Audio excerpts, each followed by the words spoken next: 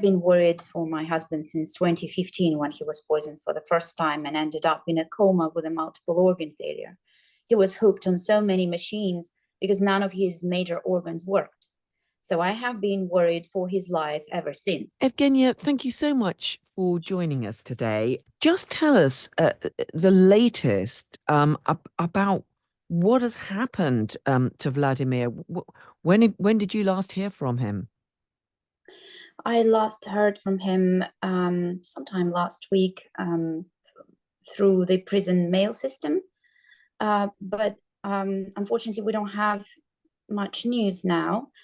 The earliest we might get some news about Vladimir's state of health and the reason for his transfer is early this coming week, Monday, maybe Tuesday, I'm not sure.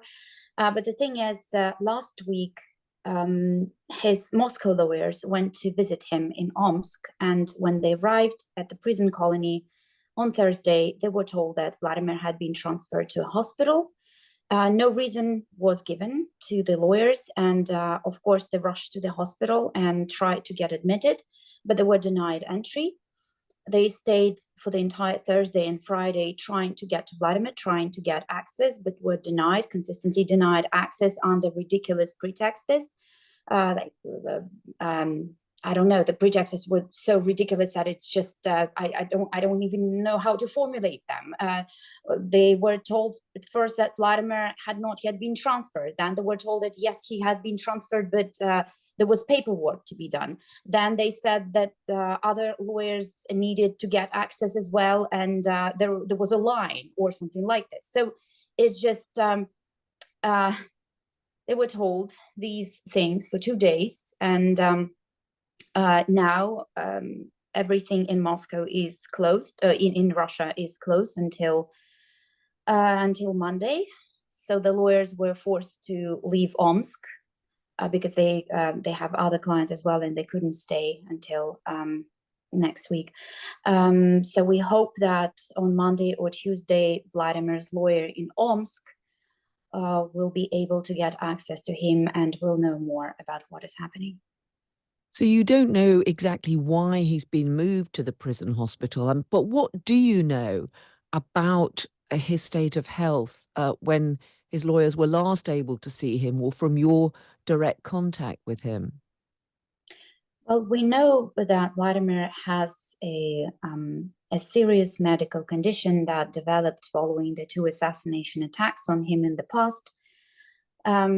He's got polyneuropathy, which means that he's got peripheral nerve damage, and he needs physical therapy and physical exercises on a regular basis to keep his symptoms under control. But so he's very sick. How does this affect him? Well, it means that he's basically losing feeling in his extremities.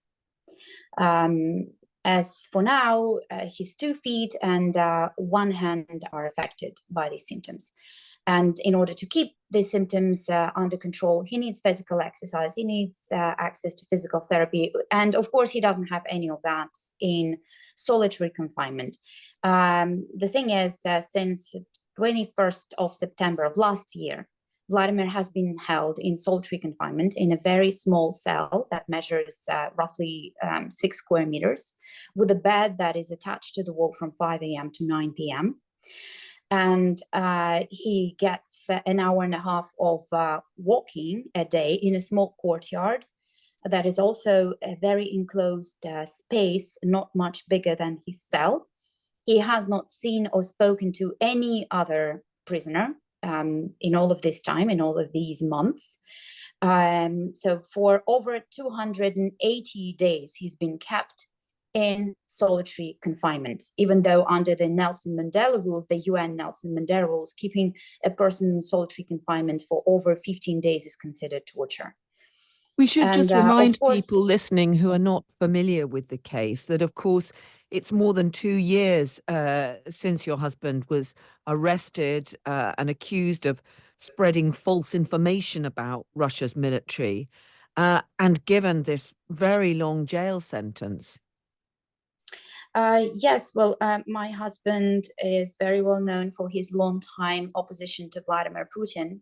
And this is the reason why he was poisoned twice in the past, in retaliation for his advocacy for the introduction of personal Magnitsky sanctions against human rights violators in Russia.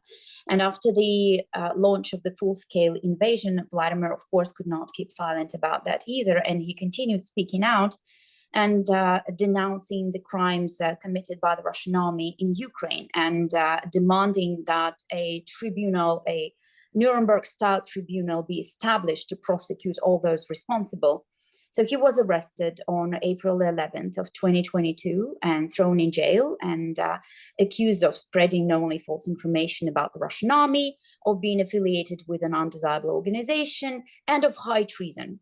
The Russian authorities said that his speeches denouncing the crimes of the Putin regime and calling for justice were undermining the safety of the Russian Federation, the national security of the Russian Federation, and damaging the image of the Russian Federation on the international level. And that is what the regime is doing on a wide scale in Russia. Anyone who dares oppose the regime is being labeled as a traitor, an extremist, a terrorist, a foreign agent, an undesirable. This is this is the official narrative, that all these people who denounce the current regime and want a different future for our country, they're represented, portrayed by the authorities as traitors. And after the death of Alexei Navalny, I mean, are you worried about whether your husband's going to be able to survive? I have been worried for my husband since 2015, when he was poisoned for the first time and ended up in a coma with a multiple organ failure. He was hooked on so many machines because none of his major organs worked. So I have been worried for his life ever since. And in 2017, he ended up in a coma yet again. And now he's in prison, held by the same people who tried to kill him twice, literally tried to kill him twice in the past. And we know that thanks to an independent investigation by Bellingcat, the Insider, and Der Spiegel, who showed us the names and the faces of those FSB officers who tried to kill my husband twice in the past.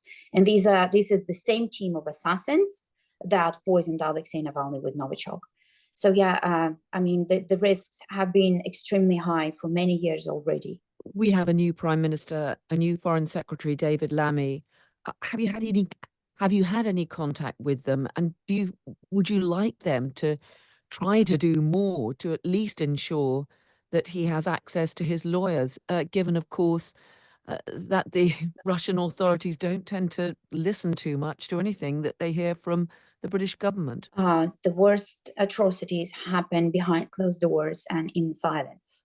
So any kind of speaking out, any kind of denouncing the crimes of the regime, and any kind of activity that seeks to bring those responsible to justice is very important. And I met Minister Lammy before, and before he became Foreign Secretary, and I would be very grateful for an opportunity to meet with him again to talk about the situation with human rights in Russia in general, and of course the case of my husband in particular. Evgenia, thank you so much for talking to us. Thank you very much.